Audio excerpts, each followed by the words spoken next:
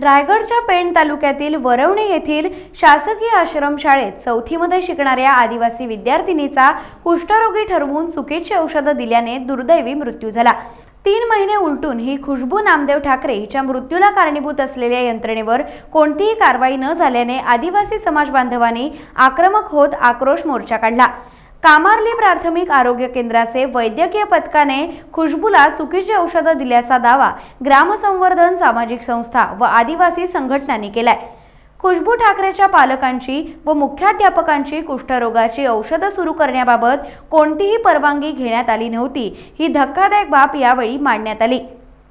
केवळ चट्ट्यांवरून खुशबूला कुष्ठरोगी ठरवलं व तिला मृत्यूच्या खाईत लोटलं गेलं असा संताप मोर्चेकरांनी व्यक्त केलाय।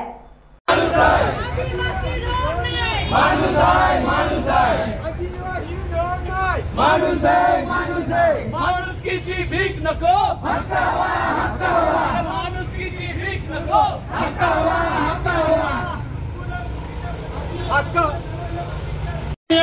मिळालाच पाहिजे, खुशबूला न्याय मिळालाच पाहिजे, खुशबूला न्याय मिळालाच पाहिजे, खुशबूला न्याय मिळालाच पाहिजे। चुकीचे रोग निदान करून आदिवासी बांधवांच्या जीवाशी खेळणाऱ्या प्रशासनाचा धिक्कार असो, धिक्कार असो, धिक्कार असो। कारणीभूत असलेल्या आरोपींवर कारवाई करा, खुशबूच्या मृत्यूस कारणीभूत असलेल्या दोषींवर कारवाई करा, कारवाई करा। आदिवासी आश्रमशाळेच्या आरोग्यासाठी धोरणात्मक निर्णय।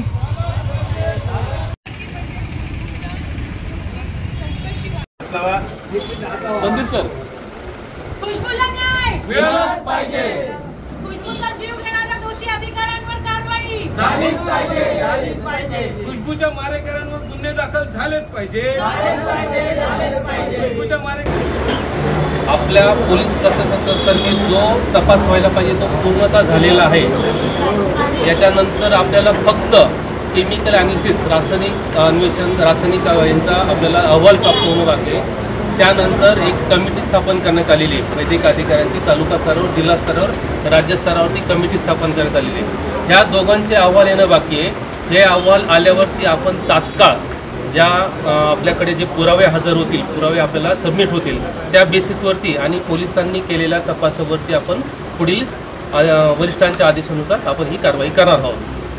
मोस्टली पोलिसांचं तपासाचं काम झालेलं आहे। ह्या 2 अहवालावरती आपलं काम थांबलेलं आहे।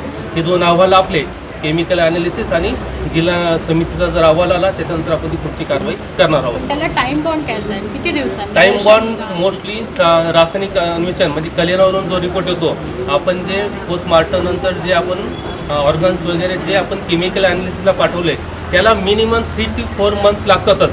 कोणत्याही काळाच्यामध्ये 3 ते 4 महिने घेतात। जो जानेवारी एंडला झालं होतं, फेब्रुवारी, मार्च, एप्रिल, मे, म्हणजे जूनमध्ये आपल्याला ह्या महिन्यात ॲटलिस्ट ह्या महिन्यात एक्सपेक्टेड आहे, या महिन्याच्या एंडपर्यंत तो एकदा आपल्याला अहवाल प्राप्त झाला आणि त्या अहवालावरती आपली जिल्हा कमिटी जी राज्यस्तरीय कमिटी जी स्थापन झालेली आहे ते पण मे बी त्याचाच वेट करत असणार आहे। त्यांचा अहवाल आहे, ह्या दोन्ही अहवाल आले की म्हणजे 4 मंथ्स नंतर आपल्याला एक्सपेक्टेड आहे हे दोन्ही अहवाल येतील आणि त्यानंतर आपण योग्य ती कारवाई त्याच्यावरती करणार आहोत। तरी पण ते होत नाही, म्हणून आता हा आदिवासी आक्रोश आहे आणि याच्या नंतरही नाही झालं तर मग पुढे मूळ निवासी जागा होऊन काय करेल? तिला आजपर्यंत न्याय देऊ शकलेला नाही। अशा प्रशासनाचा, अशा यंत्रणेचा धिक्कार करतो। आदिवासी या समाजाचा, या देशाचा मूळ निवासी आहे म्हणजे ह्या ज्या मागण्या आहेत त्या पटकन मी सांगतोय। 15 दिवसात खुशबूच्या मृत्यूच्या प्रकरणाची चौकशी करून वरवणे येथील आश्रमशाळेमध्ये आदिवासी विद्यार्थिनीला चुकीची ट्रीटमेंट दिल्यानंतर तिचा मृत्यू झालेला आहे आणि मृत्यू झाल्यानंतर मृत्यू होऊन 3 महिने होत आहेत, 3 महिने होत आहेत। भारतरत्न डॉक्टर बाबासाहेब आंबेडकरांचा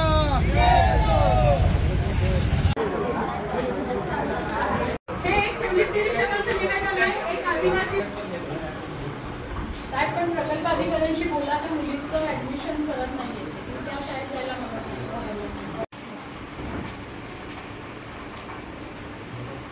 2 निवेदन आहेत. एक प्रधान सचिव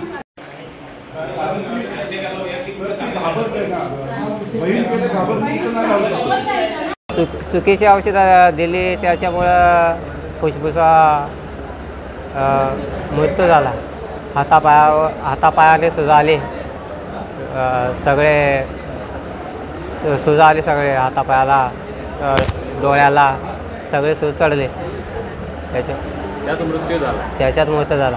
काय मागणी आहे आपली? न्याय मिळाला पाहिजे. मुळात ना आरोग्य विभागाला गांभीर्य आहे, ना आदिवासी विकास विभागाला गांभीर्य आहे.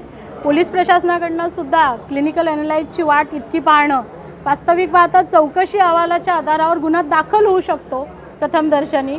कारण अशा बऱ्याच केसेस आहेत की ज्याच्यामध्ये चौकशीच्या माध्यमातून हलगर्जीपणा कुणी केला आहे याच्यावरती गुन्हा दाखल होतो आणि पुढचा रिपोर्ट आल्यानंतर ते ॲड केलं जातं. तर त्या पद्धतीने तपास झाला पाहिजे होता, जो अजून झालेला नाही आहे, तर तो होणं अपेक्षित आहे. दुसरं म्हणजे आदिवासी आश्रमशाळेतील विद्यार्थ्यांच्या आरोग्याची काळजी घेण्याच्या दृष्टीने धोरणात्मक निर्णय घेण्याची वेळ आलेली आहे. कारण 6 वर्षापासूनची मुलं या आश्रमशाळांमध्ये शिकतात. आपल्या महाराष्ट्रामध्ये साधारण 529 शासकीय आश्रमशाळा आहेत, ज्यामध्ये 20 लाख विद्यार्थी शिक्षण घेत आहेत. तर हा फक्त एका वरवणे आश्रमशाळेचा प्रश्न नाही, महाराष्ट्रभरातल्या आदिवासी आश्रमशाळांमध्ये असे प्रकार घडत असणार. त्या सगळ्याच मुलांच्या आरोग्यविषयक धोरण ठरवण्याची वेळ आलेली आहे. आज आम्ही प्रधान सचिवांना निवेदन दिलेलं आहे आरोग्य विभागाच्या आणि आदिवासी विकास विभागाच्या. येणाऱ्या काळामध्ये अधिवेशनामध्ये हा प्रश्न कसा घेऊन जाता येईल, काँग्रेस पक्षाच्या माध्यमातून लोकसभेमध्ये, विधानसभेमध्ये आम्ही आमच्या प्रतिनिधींना हे धोरण ठरवण्यासाठी शासनापुढे ही सर्व घटना मांडण्यासाठी विनंती करणार आहोत, जेणेकरून हे धोरण ठरवण्याच्या दिशेने शासन विचार करेल. एकात्मिक आदिवासी विकास प्रकल्पाअंतर्गत चालवल्या जाणाऱ्या वरवणे येथील आदिवासी आश्रमशाळेमध्ये खुशबू नावाची आमची विद्यार्थिनी आदिवासी मुलगी, जिचा चुकीच्या पद्धतीने औषधोपचार केला. ती कुष्ठरुग्ण नसताना तिचे आईवडील सांगतात की ती कुष्ठरोगी नाही, ती कुष्ठरोगी नसतानासुद्धा तिला कुष्ठरोगी ठरवले आणि वैद्यकीय अधिकाऱ्यांनी तिला चुकीची ट्रीटमेंट दिली आणि ती चुकीची ट्रीटमेंट दिल्यामुळे आमच्या खुशबूचा मृत्यू झालेला आहे. मृत्यू होऊन 3.5 महिने झाले तरीही कोणत्याही प्रकारची कारवाई झालेली नाही. संबंधितांच्या स्टेटमेंट्स अजून झालेले नाहीत, गुन्हे नोंद झालेली नाही आहे. त्यामुळे आज आदिवासी आक्रोश मोर्चा काढून आम्ही ही मागणी केलेली आहे की येत्या 15 दिवसामध्ये जर केमिकल ॲनालिसिस रिपोर्ट घेऊन सर्व संबंधितांची वैद्यकीय अधिकारी जे होते कुसुमचे, त्या वैद्यकीय अधिकाऱ्यांची चौकशी, त्याच्यानंतर एकात्मिक आदिवासी विकास प्रकल्पाचे जे काही संबंधित अधिकारी कर्मचारी या सगळ्यांची चौकशी करून ह्या सगळ्या प्रकरणात संबंधितांना गुन्हे नोंद करावे आणि अशी घटना पुन्हा घडू नये म्हणून राज्य शासनाने, केंद्र शासनाने ह्या अशा आदिवासी आश्रमशाळांमध्ये धोरणात्मक निर्णय घ्यावेत आणि ज्या धोरणात्मक निर्णयातून आदिवासी बांधवांचं पुन्हा अशा गोष्टी घडणार नाहीत याची काळजी घेऊन त्यांना न्याय मिळेल. आणि ह्या सगळ्यासाठी 24 तास ज्या काही आदिवासी विकास प्रकल्पाच्या अंतर्गत आश्रमशाळा चालतात तिथे 24 तास वैद्यकीय सुविधाची व्यवस्था करा, अशी योजना काढा आणि त्या योजनेला खुशबूचं नाव द्या, अशी आम्ही मागणी करत आहोत. मी तहसीलदारांना तसं आणि निवेदनात पत्रच दिलेलं आहे की पुढील 15 दिवसामध्ये जर ह्या बाबतीतली सखोल चौकशी होऊन कारवाई झाली नाही, गुन्हे नोंद झाली नाही तर मात्र आम्ही मंत्रालयावर जाऊ आणि मंत्रालयात तर जाऊ पण सोबत आम्ही न्यायालयीन लढाई पण लढायला यापुढे तयार आहोत. नाही, आमचं पहिल्या दिवसापासूनचं म्हणणं आहे की ह्याची दोषी जेवढे आहेत तेवढ्यांवर कायदेशीर कारवाई होणे गरजेचं आहे. त्यांच्यावर गुन्हे नोंद झाले पाहिजेत. म्हणजे नुसतं निलंबन हा त्याच्या विभागापुरता मर्यादा आली. आम्ही म्हणतो आहे की पोलिसांनी गुन्हे नोंद करावेत आणि त्या गुन्ह्यांमध्ये जे दोषी आहेत त्यांना आरोपी करून त्यांच्यावर आरोपपत्र सादर करावं. टाइम्स डिजिटलला लाईक करा, शेअर करा, सबस्क्राईब करा आणि बेल आयकॉन दाबायला विसरू नका. Times digital.